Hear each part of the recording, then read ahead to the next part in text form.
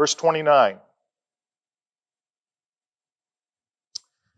Or again, Jesus is still speaking, how can anyone enter a strong man's house and carry off his possessions unless he first ties up the strong man? Then he can plunder his house.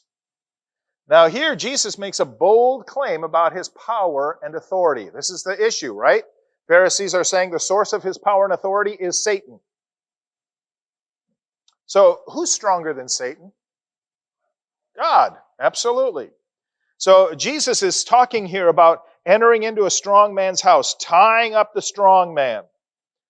If Jesus is able to tie up the strong man, this is evidence that Jesus is God. He has authority over the demons. Verses 30 through 32. He says, whoever is not with me is against me, and whoever does not gather with me scatters. And so I tell you, every kind of sin and slander will be forgiven, but blasphemy against the Spirit will not be forgiven. Anyone who speaks a word against the Son of Man will be forgiven, but anyone who speaks against the Holy Spirit will not be forgiven, either in this age or in the age to come. Jesus starts out these verses by saying that if you are not actively working with and cooperating with Jesus, then you are working at cross purposes with Jesus. You're opposing him.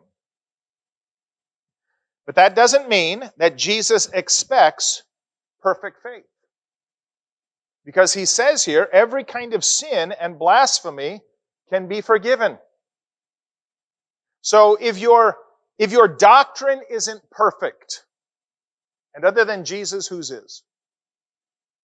Okay? And if you don't always correctly identify how or when or where God is working, Jesus says that can be forgiven. That can be forgiven.